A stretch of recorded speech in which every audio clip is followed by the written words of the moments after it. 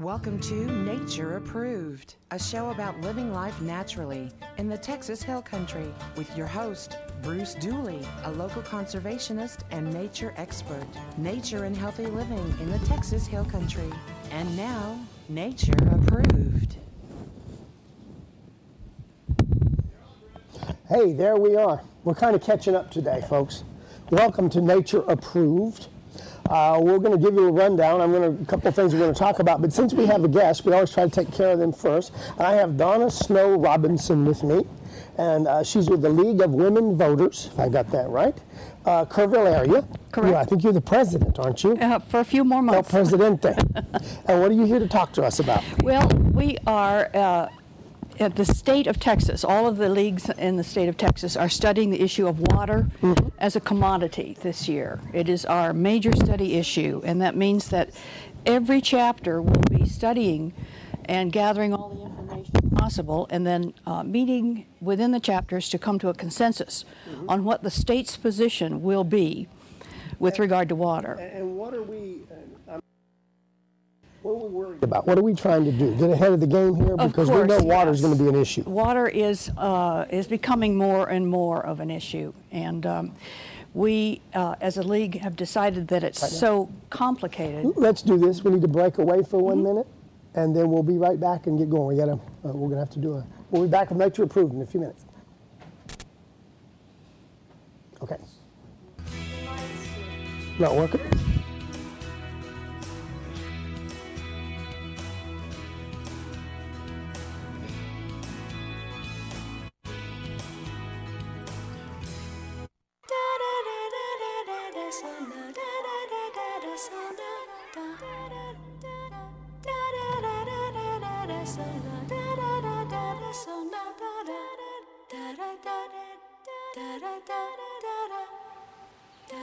For advanced fiber optics, data, phone, and internet in the Hill Country, call the first name for Hill Country Technology. Hill Country. It's our first name.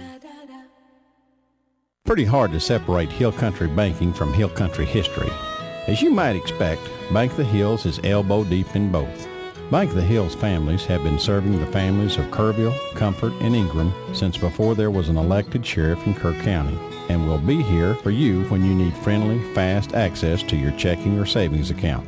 We remember where we've come from, and we'll remember you. Bank of the Hills, treating people right in Kerrville, Centerpoint, Comfort, and Ingram. Banking like it used to be. Searching for mouth-watering home cooking? Search no further. Head over to Papa's Barbecue. You'll savor the flavor at Papa's Barbecue in Kerrville. Enjoy all the traditional barbecue dishes, juicy ribs, tantalizing brisket, smoked chicken, as well as Papa's Barbecue tender and flavorful steaks. All smoked and seasoned to perfection. Dine in or carry out at Papa's Barbecue. Papa's Barbecue at the corner of Sidney Baker and Myrta in Kerrville. River's Edge Gallery, printing and framing with 50 artists represented. Original works and prints, custom framing expertly done with thousands of samples to choose from. Fine art printing on canvas and other papers. Top quality and reasonable, downtown Kerrville. A child's mind is full of wonder. When you shop at Izzy Bear in downtown Kerrville, you'll enter a world of enchantment, a wonderland of gifts, clothing, and more. Izzy Bear, for your child and the child in you. Program and the recovery wells and drought triggers, what they operate on. And that is, it's going to build on the first forum. We hope the first one was very well attended, and we hope that those same people will come. So you're good for input. Others. You're encouraging these people to come and be a part of this. Please come and bring your questions. And the third forum will be on April 9th, and maybe I'll be back again talking with you about it before that happens. Sure, but we're going to have a wonderful skit that will represent all of the interests, individuals and entities that have an interest in the water. And we're going to have someone representing a rancher and a small town and the surface rights water rights holder and the environmental representative, and there's even a lawyer in there, and it's going to be a fun skit. And they have a lawyer and everything. Well, that's right. And we'll also be talking on April 9th about rainwater harvesting, which is a very important and cogent topic right now. Definitely. And Susan Sander, I think you know Susan, she'll be there to talk about Susan. native plants and grasses. So Okay. it's a big issue and a big program for us, and we are encouraging everyone who cares Who show has- up. Well, Right, it's all, right. I think it was T. Boone Pickens that said it, if you know who T. Boone is. Yeah. Water's our next petroleum. Yes, it is. It is, And it's finite, and then we only have so much. We're approaching this moment 7 billion people. right. We anticipate about 9 to 10 billion by 2050. And usable, potable water worldwide is amazingly That's right. small number of gallons. It's total.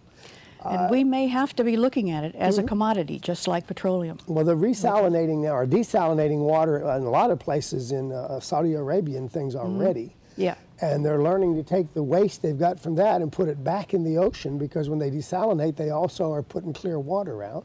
And they're using the heat that they do that with to regenerate some electricity. There's a So lot of potential. answers. There's There are. answers You're to right. do it. You're right. But you have to get them in order, and this doesn't happen overnight. No, and we have to first get a hold of what's the question. Mm-hmm. And that's what we're trying to do right now in the League of Women One of Voters. our subjects today's show is going to be talking about these extreme weather patterns that we've had for the last couple of years. And it may leave some of us in this little area, for instance, we're in a severe drought still. Yes, we are. I mean, people don't realize how severe this drought is. And this is going to happen in other parts of the world. There'll be places that get more water.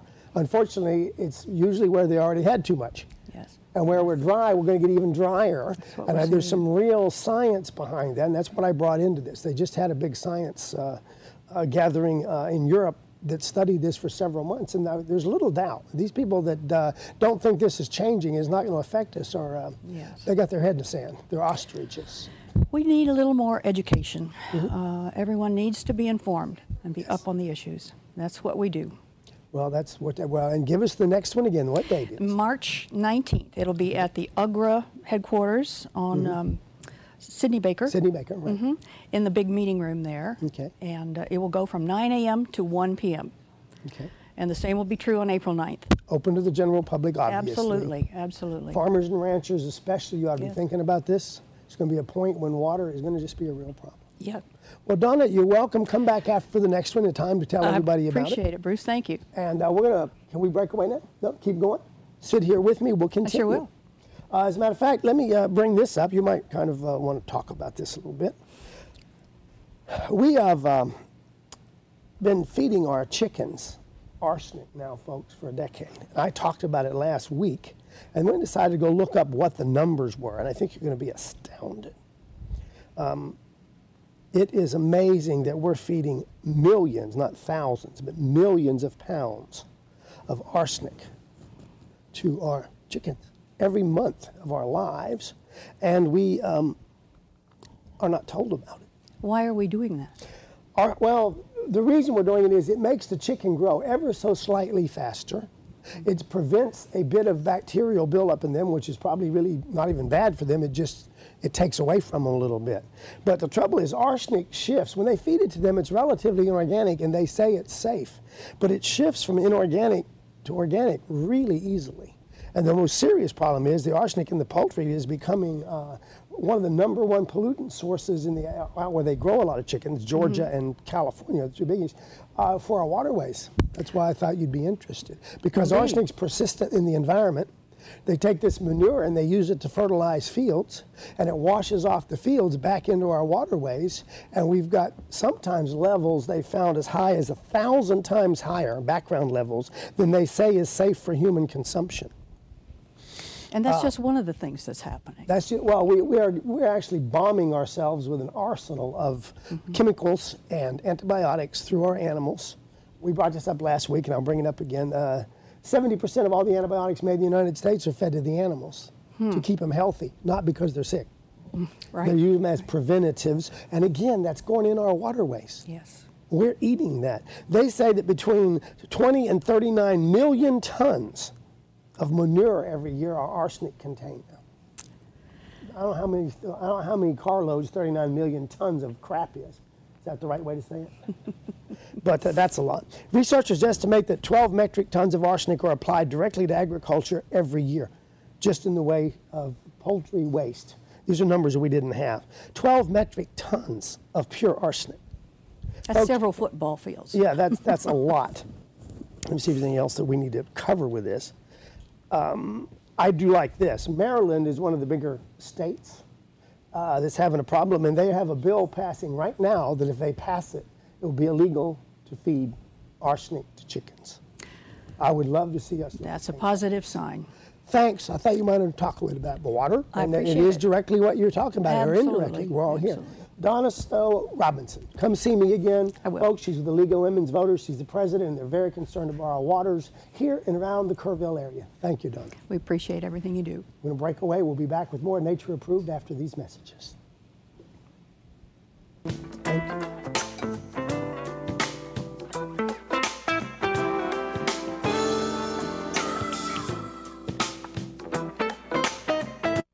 Ann Johnson Bookkeeping has been serving businesses and individuals in the Hill Country since 1986, handling tax preparation and financial statements and complete business service, accounts payables and checkbook management, as well as business consulting, payroll services, and reports including sales tax reports, saving you time and money. You do what you do best, and I'll do what I do best. And together, we'll make your business a successful venture. Give Ann Johnson a call today at 896-4033, and Ann says thank you for your support throughout the years.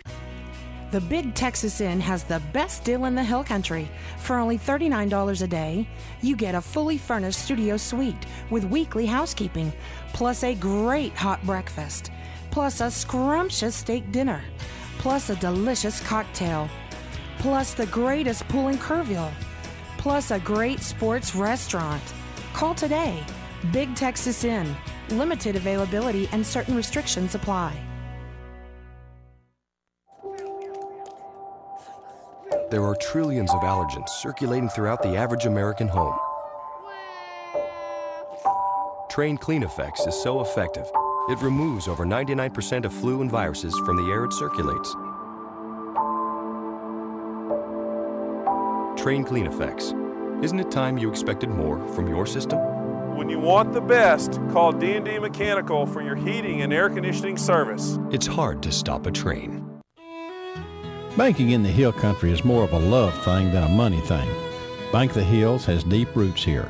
Our families have been serving the families of Ingram, Kerrville, and Comfort way back before Fannie Mae or Freddie Mac or even Billy Jack.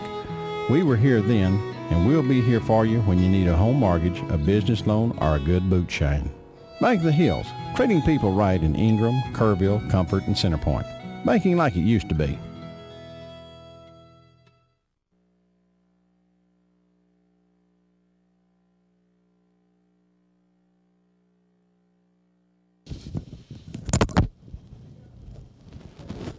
Hey, and we're back. Hey, nice tight shot. Hi, Bruce.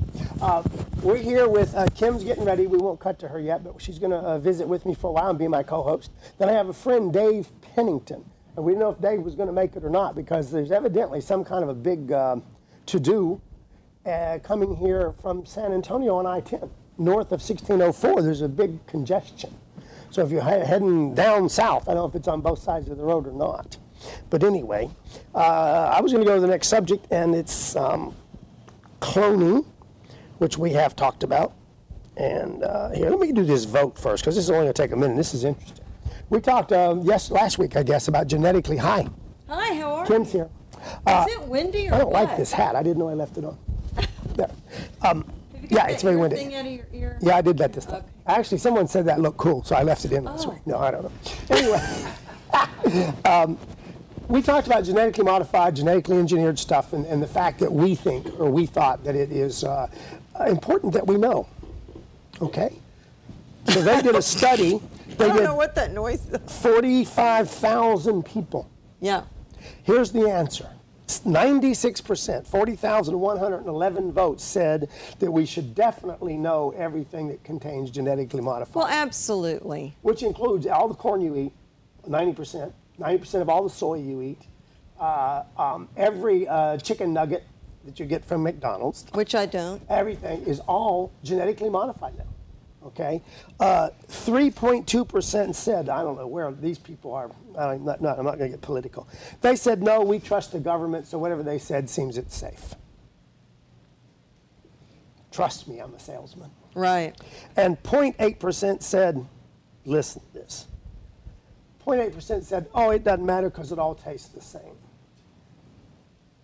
Folks, where are you?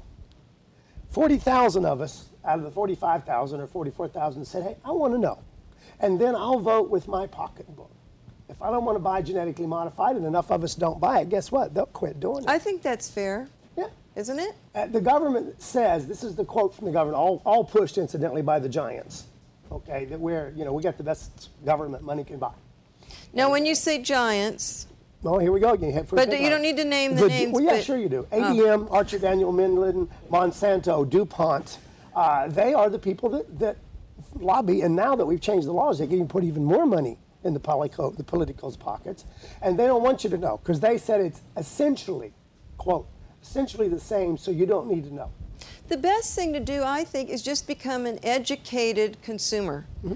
And there's no reason to stay in the dark these days. You can go to if you don't have a computer, go to the library and use their computers, get online and start reading from reliable sources. You want to make sure they're reliable sources. I try to do three sources when I look at What are your sources? Oh, my biggies, I always use, there's a Truth or Lie, there's a Snopes.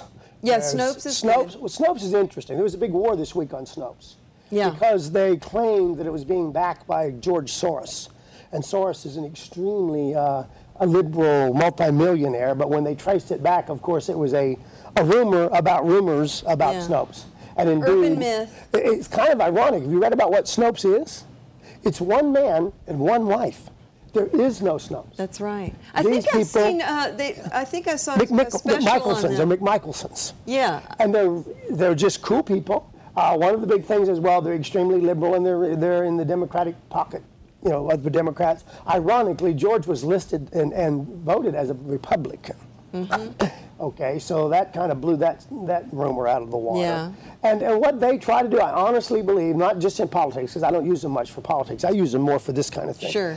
Is they try to give you both sides of the story. Where is it coming from? All this thing when they were trying to find Obama's birth certificate and all this stuff. They got really more into it than even, they try to find what really truth is. Because the problem, as much as I love the internet, and I think it is the most valuable thing that's come along, I mean, you can get a PhD education sitting at your home now that I couldn't get in college. You really when can. I went 30 years ago. The information just wasn't there. Use it wisely. Use it wisely, but remember, and I'm going to quote this because I am one, any idiot can put anything they want on there, and you have to be the one that decides if it's a legitimate piece of information. Exactly. That's well put. And I want it to stay that way. That is what we call freedom of expression. But, even Wikipedia, you have to... Definitely. You have to be careful because anybody can add to it, right? I've put in a bunch of stuff in Wikipedia where they were not correct. Uh-oh. You know, well, mostly plants and animals and animal ranges and endangered species. There was a big article on sea turtles, which was incorrect because, you know, that's what I did for a number of years. That's was tag sea turtles. And I didn't do it, but it wasn't wrong, certainly in good faith. But these people get this information and they believe it. You know, I was raised in South Georgia, and the folks there, the natives, local people, honestly believed there was a snake that rolled down the hill called a hoop snake. He grabs his tail in his mouth, and when he wants to hurry down the hill, he rolls down the hill. And believe it or not, I met humans, living adults, that saw it. Oh, yeah. Well, no way they could have saw it. It doesn't exist. Well, it's like Nettie. Yeah. I had a man in this town, and I won't give you his name because he still runs around here a lot. Well, I'll tell you. I'll get general. He used to work at Crenrogi Motors. I won't say anything else. He swore that he saw an eagle pick up a deer and carry it off while it was hunting. Now, I like it. I like that. Let's keep that. I like that myth. I mean, and this man was as serious as a heart attack to me. He saw it. I like what that. he was drinking. I think we should perpetuate that. I did see a picture that did fascinate me. I'm all way off the subject. There is on YouTube a man that trains an eagle in Europe, which is a big eagle, as big as our Goldens. And he has trained it to knock down deer that are 50 or 60 pounds. Wow. And it's, deer don't do that. I mean, eagles don't do that normally. No, not normally. It's a heck of a video. Wow. This bird is something else. Maybe we can get that for next week. Yeah, they're not carrying deer off, folks. Oh, wow. Okay, so anyway, so what's way off the subject. Let's the get subject back being off the is, subject. well, that's why I get these facts. Sure. That you need to have 2 or 3 sources. And especially now with the world so small, we can make up something and it can hit the net and be 100,000 people in a few hours. It's as scary as George Orwell in 1984 when they said the world was going to end and people committed suicide because they were listening to the radio. Did you hear that report? I can't remember what university it was at. I think it was at, if I'm not mistaken, Harvard, but don't quote me on that, where it was a communications class, and the professor got all the students, the professor gave all the students some false information. Intentionally. Intentionally, to see what would happen. You know, all the students are there with their internet and their computers and everything. I don't know why I do this, but I always do that. Okay, computer. This refers to it's television. You have to do something. Language for computer. Anyway, that false information that he gave to his class ended up on some major news networks as news. Now, I'm not going to say which networks, but that's scary. You didn't see chicken? That's scary. If I knew, I'd tell you. I'm telling you. We got to go to break. They're going like this. That means we got to take a break, and we'll be back. We'll be back. With more crazy stuff from Nature Approved with host Bruce Deuley. Bye, guys. Be back in a few minutes. Are we out? Beautiful, beautiful picture.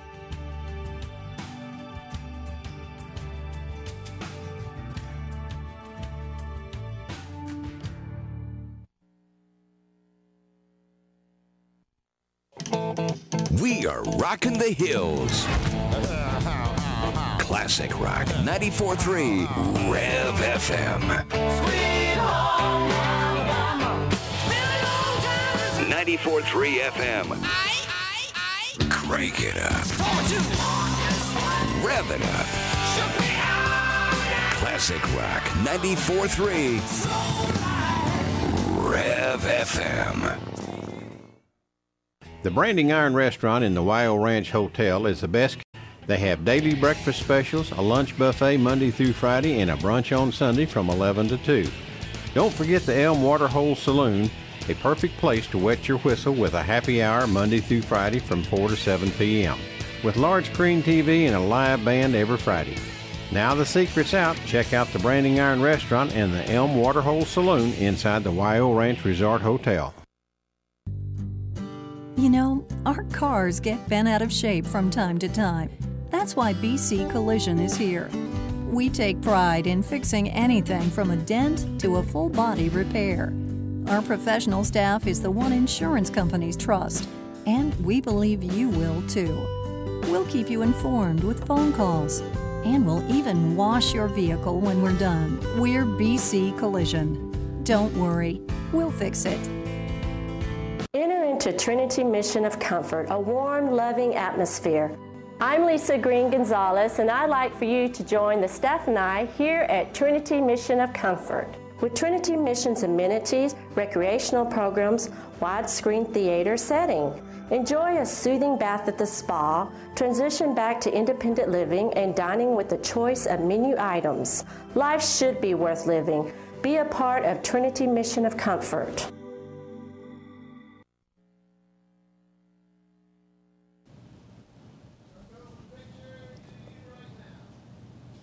Hey, we're back, and we're going to get Kim, since she handled it, to introduce a little video we're going to run that was done locally here. Tell us about it. Okay, yesterday I went out to the Riverside Nature Center here in Kerrville, Texas, and they've got all kinds of great stuff going on year-round. So if you're visiting the Hill Country or you're coming to the Hill Country and you're coming to Kerrville to visit, make sure you go by the Riverside Nature Center. They have a wonderful bookshop and gifts and everything.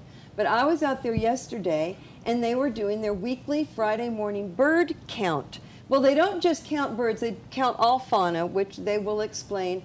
And I followed the volunteers around. There's a group of volunteers that go around the 5 acres of the Nature Center, and they count all the birds, and if they say lizards or turtles or snakes or whatever they see, they record everything. So it's just a 5-minute clip. It's really worth watching. So are we ready to roll that? Okay, let's go. And it's Tom Collins. Well, good morning. My name is Tom Collins. I'm one of the members of the Texas Master Naturalist here in around Kerrville area. On a weekly basis, on a Friday morning, I join out here with a group of other people to do a weekly census of fauna, which are all the animals that we can find, including birds, butterflies, dragonflies, snakes, lizards, turtles, you name it. Riverside Nature Center is 5 acres. It's an urban nature center. By that, it means it includes both trees and plants and animals. And so a few years ago, I requested to do a project here to inventory all the animals that occur here. Our main focus has been on the larger animals, butterflies and deer and birds and dragonflies. Occasionally we do some of the smaller critters, the insects.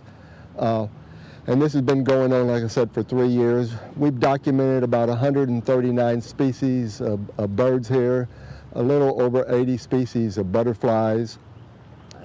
Well, we normally, of course, start out the walk here, and the parking lot will have a few of the typical species you find here on a regular basis.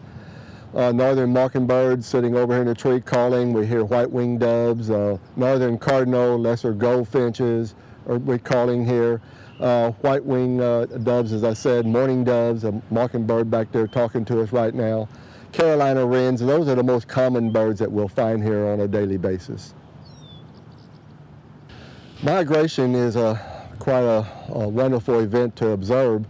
In the hill country, it's rather subdued versus what goes on along the Gulf Coast.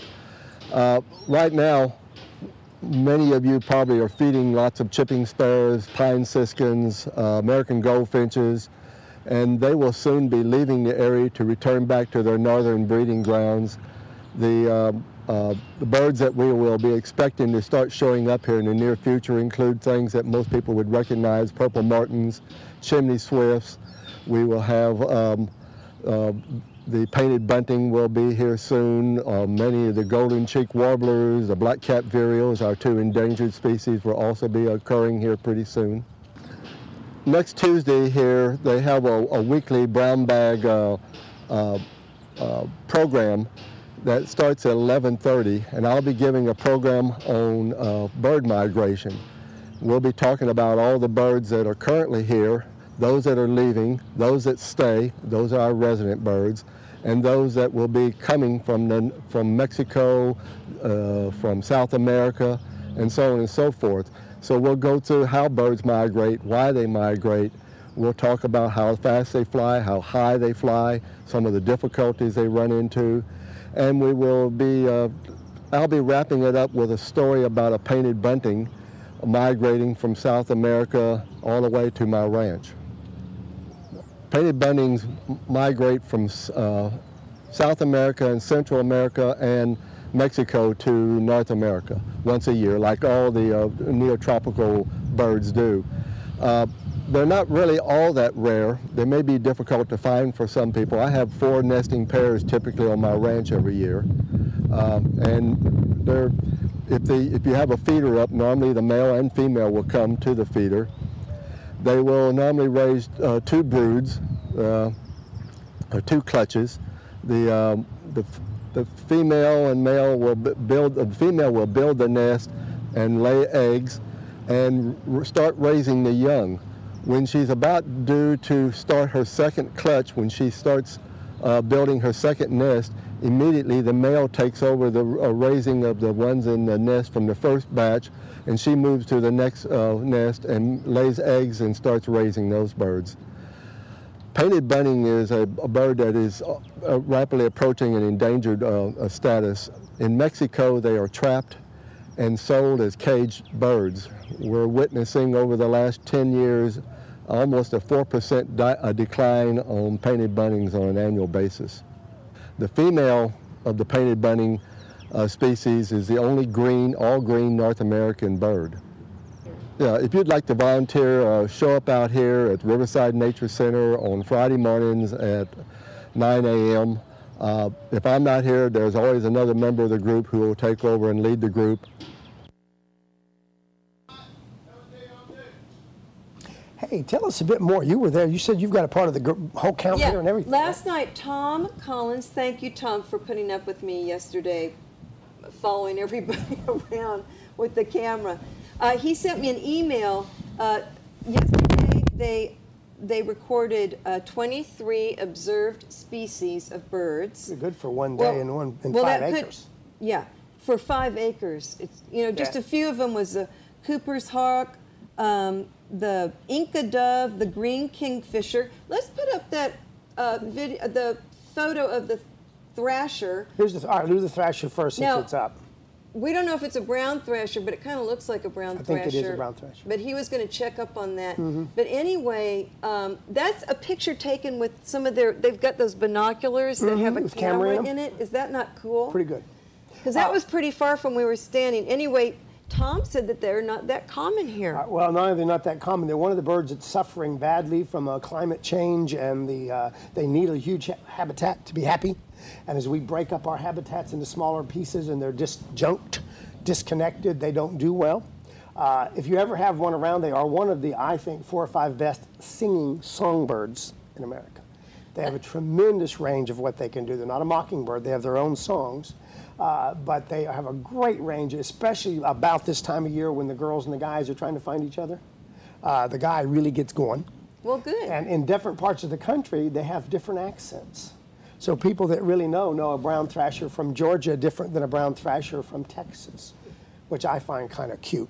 We need your cohort here today. Yeah, David McKelvey could have come today. Yeah, he could have demonstrated the He does a great brown thrasher. But anyway, now the other bird we were talking about. The other one we saw was the green kingfisher, a male and female. I actually showed it in the video, but they're just so small. There she is. I think that might be the female. It is. And I put a circle around it so you could see her. The males are even brighter and more iridescent. Yeah. And then she took off, and it was just so cute because she just flew down the stream. And I think they're the smallest kingfisher. Yeah, they're really little. They're about as big as a little bigger than a sparrow, but not much. Yeah. And they're extremely quick, extremely nervous. They live all completely on surface minnows. They don't get bigger fish.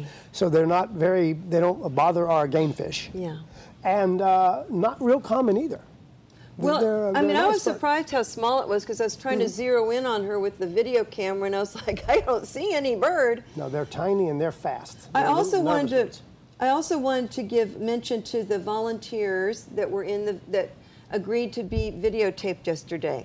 So it was Cynthia Johnson, Stephanie Perry, Joshua, the 2 boys, Joshua Perry and Oliver Perry, and it's so nice to get young people involved. So please go out there and get your kids involved in these types of things outdoors because they were having a blast. Great. Ann Rich, Susan Sander, and of course the leader of the group was Tom Collins.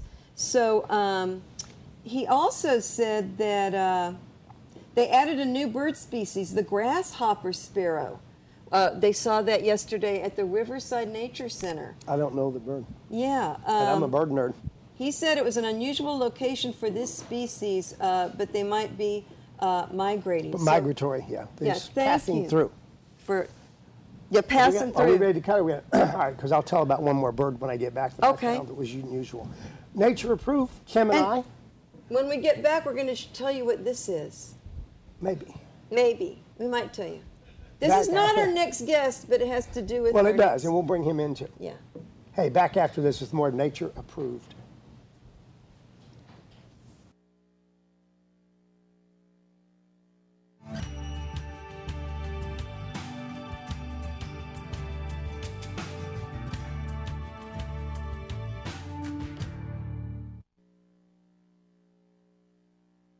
Santo Coyote Restaurant caters every occasion. Full-service catering on location and in our private dining and banquet rooms. Catering for meetings, reunions, and holiday events. My heart comes out with the care needs. One more time. Jeez. God, that was great. For all your care needs, please come to Santo Coyote. We're right here to serve you. Thank you very much, and I hope we'll see you soon. The Family Sports Center is dedicated to changing people's lives. Family Sports Center is a quality wellness workout facility serving all ages and fitness levels, providing fun, energetic program with an attentive and knowledgeable staff. Family Sports Center has been serving the community for over 50 years with a wide variety of group exercises, both aquatic and aerobic, racquetball, weights, cardiovascular equipment, and educational seminars. Family Sports Center can put you on the road to a healthier you. Crickets, serving downtown Kerrville with 25 years of excellence. A unique specialty shop with peerless name brand merchandise like Vera Bradley, Caspari, Willow-Tree, voted best gift shop in Kerrville. Crickets, an enlightening shopping experience. Hill Country Living, a store full of gorgeous home accents. All your favorite name brands like Wedgwood, Lennox, Spode, a Via Tree best store for 3 years. Beautiful Pardine jewelry, bridal registry. See us on Facebook. You want your home to feel just right. Trane takes care of that, keeping you warm in the winter and cool when it's hot. Year in, year out, using up to 60% less energy. Because with a Trane home, everything is just right. When you want the best, call D&D Mechanical for your heating and air conditioning service. It's hard to stop a train.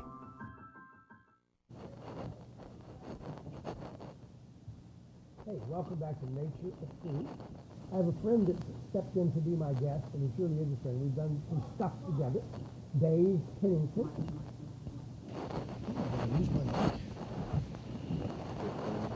Start talking. I don't know how that happened. It fell down, that's why. It's down the back. He's going to help. Malcolm's going to help. We've got a heck of a time with Flip this. it on your coat. Yeah, well. There. There I am. It's okay. We're back now. Sorry, folks. We'll cut that out. We know how to do that. Now, we're talking about Dave Pennington. And Dave, technically, the big thing I think he deals with is aquaponics. Did I finally get that right? Aquaponics, but either way, it's fine. Aqua, I'm from Georgia. And but he has some other things he deals with. Among that is these things that we're going to talk about. It is actually related. Yes. Well, tell us a little bit about aquaponics, and then we'll tie into our stuff we don't know the name of yet. Okay, aquaponics is a very old technology that we're modernizing and bringing back. So you can either call it a new technology because it's not being done, or it's an old technology because it was done long ago. The Aztecs. That made sense. The Aztecs practiced aquaponics, and I'm sure they didn't call it that. They had some other name for it. But basically, it's a system where fish waste, an aquaculture system, I'll back up a little bit, aquaculture plus hydroponics makes aquaponics. So that's where you can remember that. Yeah. Aquaculture, of course, is raising fish in a confinement, usually I do that with my tilapia. Usually for consumption, but they could be ornamental fish as well. Mm-hmm. And the waste from the fish is fed to the plants. So the plants are growing using the nutrients from the fish waste.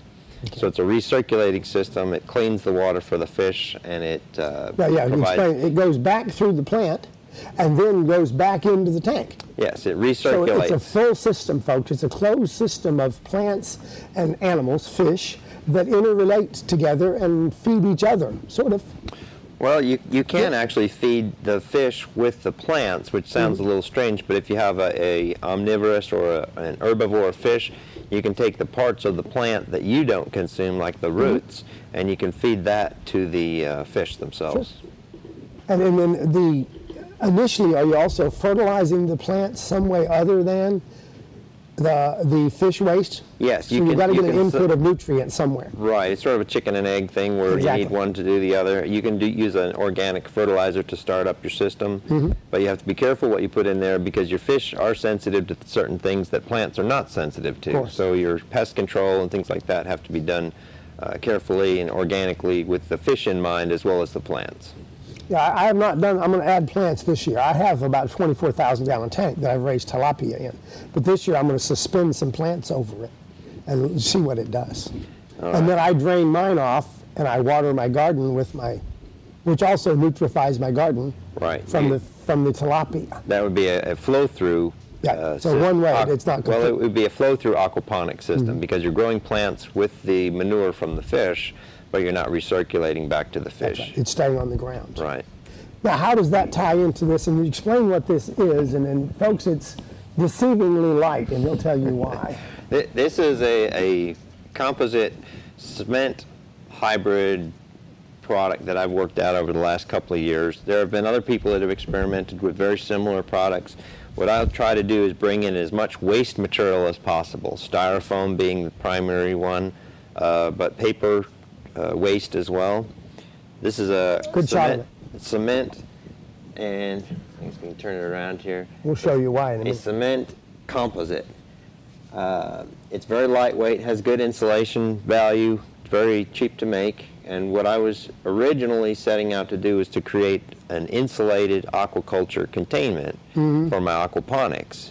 Now, of course, this same material could be used for other things, buildings, even for the creation of biochar, which is another topic probably for another day. We haven't talked about that yet. But this is a castable cement-like material, but it's very lightweight, so it's easy. It's very easy to work with. Can we bring the close-up back? I want to show something on this and let him tell you about it. Brian, see this hole?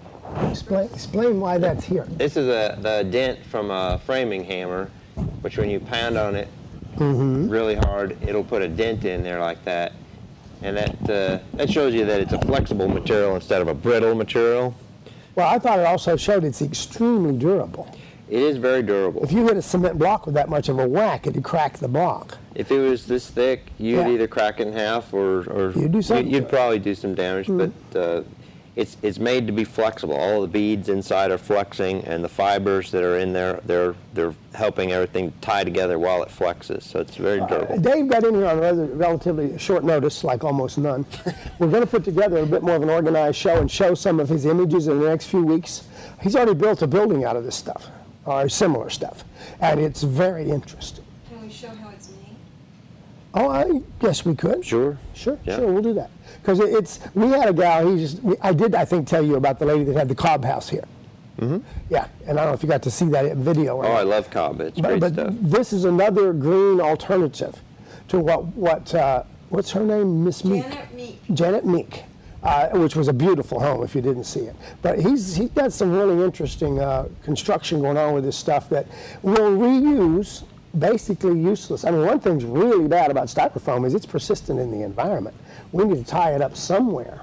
It is not a plastic that's easy to get rid of. It's in the gyre, and one of the main ingredients in that gyre in the Pacific Ocean, now we're studying the Atlantic, is this stuff broken down into small enough particles, unfortunately, that the small animals can take it in. And it becomes an intimate part of the system that is very, very bad for us. There's 1 million pounds a day goes into landfill of and this stuff's lightweight. And we call it styrofoam, but that's a trade name. The true name for it is expanded polystyrene, or EPS. So there's a lot of different EPS types, but it's one of the worst things that they try to get rid of. The recyclers don't know what to do with it, because if you put if you take an 18-wheeler and you cram it full of EPS, you might have added 1,000 pounds to that truck. And so when you take it to another place, you can't get paid. You don't have the value, right? Not much. My walls in my house have a bunch of it. When I built my house, everywhere I found styrofoam, my walls are 14 inches thick. I just stuck it in my wall. Great insulation. Works great. We're going to break away, come back, talk a bit more with Dave. Got a couple other subjects. One of them is we're going to talk about his Boca burgers, for those of you that think you're being vegetarian. It's an interesting story. And the other is they've just canceled, I like this, the largest single animal cloning operation was in New Zealand. And they've canceled because of so many animals dying and not being able to make it. So we'll talk about that. But we'll be back after this break with more of Nature Approved.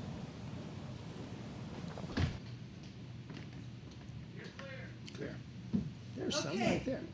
I can stay there. Oh, okay. Yeah, we're on that one together. Okay. We all do it. Yeah. So Yeah, I do it. I didn't know if I should be looking at Bruce. The Upper Guadalupe River Authority is your local organization in Kerr County devoted to protecting the Hill Country surface water. UGRA tracks changes in health in our river and creeks and responds to concerns about water quality. The Upper Guadalupe River Authority also operates an environmental laboratory for all your water testing needs. UGRA is Kerr County surface water resource. For more information about other UGRA programs, visit us on the web at www.ugra.org. Let's keep our river clean.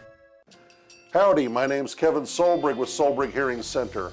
Here at Solbrig Hearing Center, we have hearing instruments for almost any hearing loss and any lifestyle. We have hearing instruments for the young and... Watch it, Buster. Let's try this again. We have hearing instruments for the young and for the even younger at heart. So if you're having difficulty hearing and understanding speech or don't always understand words clearly, give me a call. 895-5900 is the number.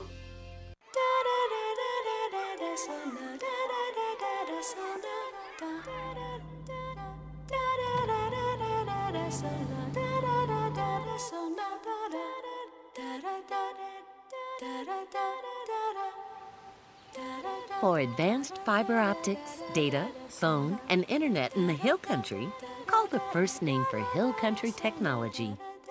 Hill Country. It's our first name. Pretty hard to separate Hill Country banking from Hill Country history. As you might expect, Bank of the Hills is elbow deep in both. Bank of the Hills families have been serving the families of Kerrville, Comfort, and Ingram since before there was an elected sheriff in Kerr County, and will be here for you when you need friendly, fast access to your checking or savings account. We remember where we've come from, and we'll remember you. Bank of the Hills, treating people right in Kerrville, Centerpoint, Comfort, and Ingram. Banking like it used to be. I'll intro real quick. Okay. Hey, we're back, and we have Kim joining us, and she's brought in, what did you bring in, Kim? Okay, I eat out a lot, and I was in Fredericksburg the other day, and I'm going to give them a plug because they are awesome food, but also awesome in what they're doing with their to-go containers. Guess what this is made out of? Looks like styrofoam. Sounds like styrofoam.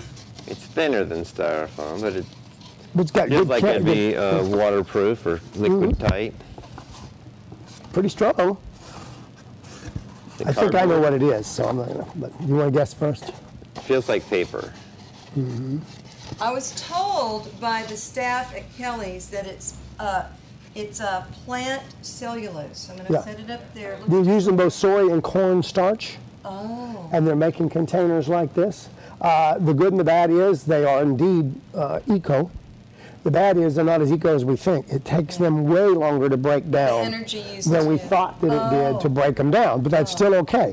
The problem with it is in your home composting system, you're not likely to be able to break this down because you don't obtain the temperatures and things. But in commercial windrow commercial operations, this will break down and go right back into the soil. Okay. There seems to be no poisonous residue. They've checked into that.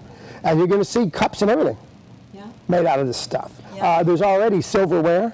Well, that's stupid. Cardboardware. I know. Starchware. Eating utensils. I did want to plug Kelly's because at least they're making an effort. And the people from the what is that environmental fair in Fredericksburg? I think it's the Renewable Energy Conference, which we both go to every year. Roundup. The Roundup. I think somebody from the Roundup brought these to Kelly's. I'm just going by what they told me. So at least they're making an effort, and I would like to see a goal of everybody pressing every restaurant they go to start using either cardboard? Well, the cornstarch products are good in most ways. Cornstarch, okay. There's some soy and some other cellulose products that are coming along. Or to bring your own to-go containers to the restaurants, even if it's a fast food restaurant. Bring your own to-go. I know it's another extra thing to do, but if we all do those little things, it really helps with what ends up in the local garbage dumps. Well, I carry a glass container with me, and I know this is going to sound nerdy, but I'm a nerd. I don't eat commercial tortillas anymore. The flour's got all kinds of stuff in it, and if you read the ingredients, you wouldn't either. I don't want to know. Yeah. We don't want to. So I go in the place we go get tacos is in Comfort. We give them a free plug. The little Chevron station has got the best taco in town, believe it or not. They hand make them.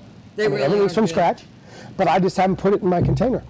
We've gotten so used to it now. I know other people are wondering what I'm doing with my mason jar. Yeah. But I eat it out of that. Now, if I have to, I will take a styrofoam container, but I've got where I try to carry my mason jars with me. Now, I want to get a video of Bruce eating a taco out of a mason jar. It works good. I carry my own spoon in the car. Yeah. Yeah. With a parrot on his shoulder. With my parrot, and she gets her share. That, yes. Yeah. So anyway, that kind of thing can be done very simply. Let me tell you how bad I am on myself, and I did it just yesterday. I went to the store, but I've got 2 vehicles now. I own a pickup truck. It's not much of a pickup, but it's a pickup. And I didn't have my bags with me. All right, and I bought groceries. I made myself carry them out. Okay. Now I said, no, I don't want bags because I was punishing myself. That's dedicated. So I had to make 3 trips to get and put it in the front seat Trying of to the teach truck. yourself to remember the bag. That's right. I did that and went back and I carried it all. You know, and this guy's looking at me. At first they think you're stealing it because they're not used to people walking out of the store without a container. You know so what they're you could staring at you like, is this guy stealing this food? You should have just borrowed a sack and then brought it back to them.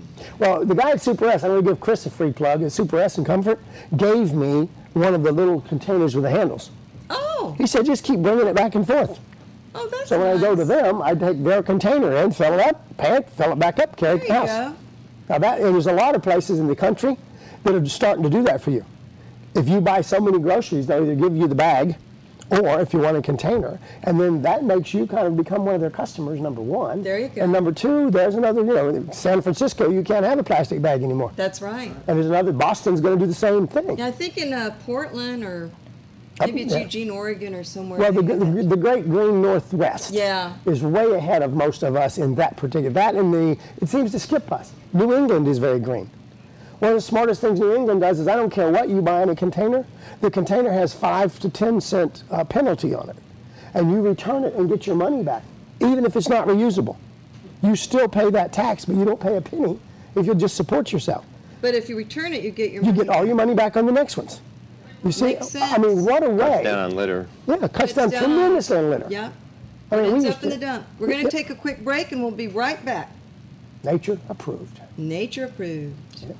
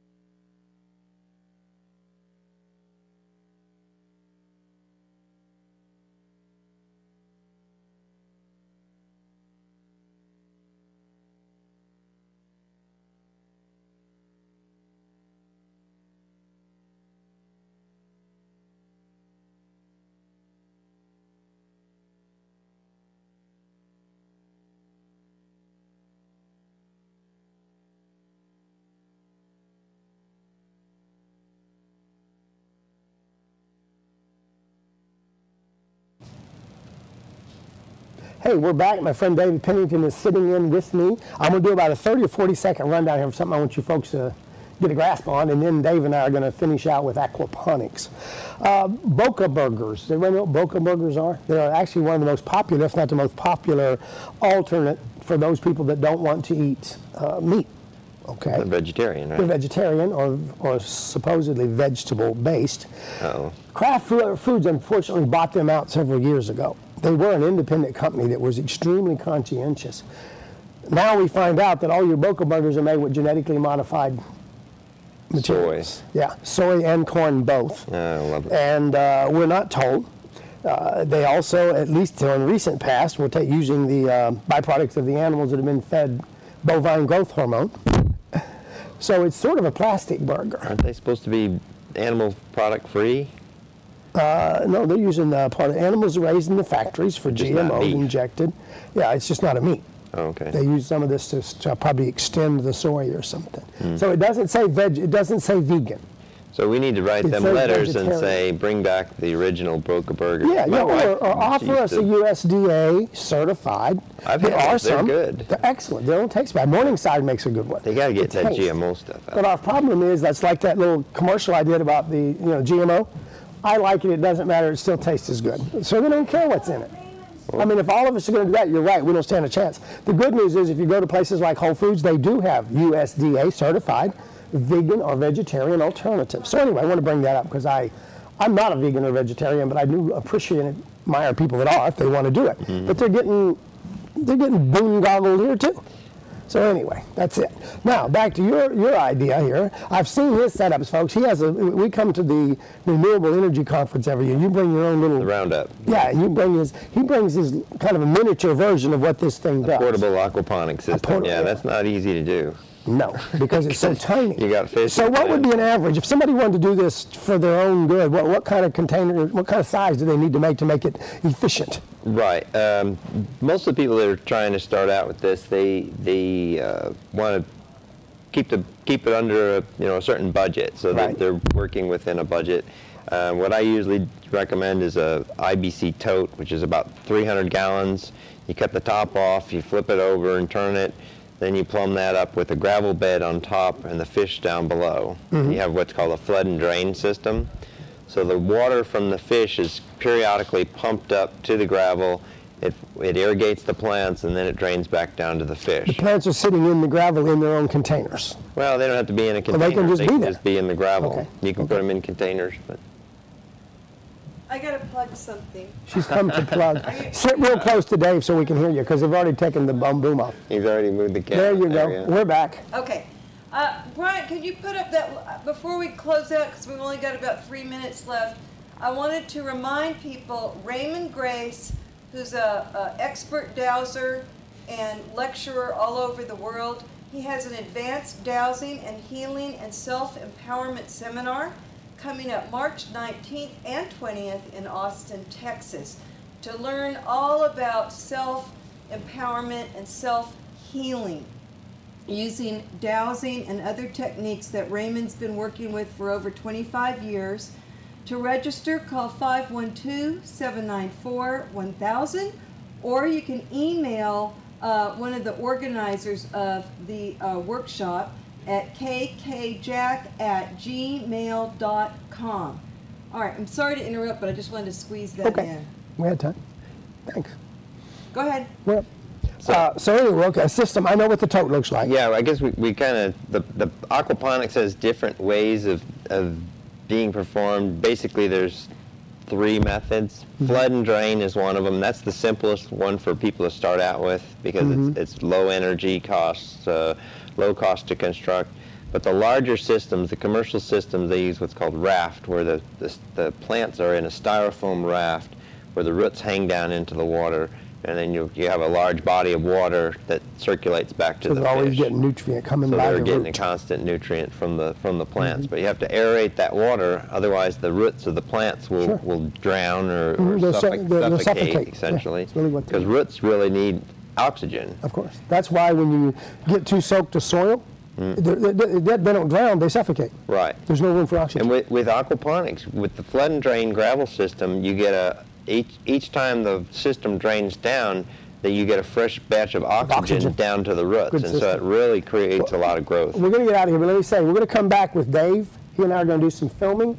We're going to bring some of his images, things he's done, and we'll do a more complete show about this, because this is something all of us, if in any area at all, can do, and do very effectively. Grow a bunch of good plants and some fish too. We can do a whole show on just the aquaponics. Should I give him my web address? Yes, please. Synergyfish.com. Can you spell it? Synergy, S-Y-N-E-R-G-Y, synergyfish.com. Sounds good. Synergyfish.com. And you can come back to us if you need it. Bruce Deuley, Kim, Dave Pennington, thanks for tuning in to Nature Approved. We'll be back here next week with another exciting, boring show. Thank you for coming in that traffic. We'll see you next week. Welcome to Nature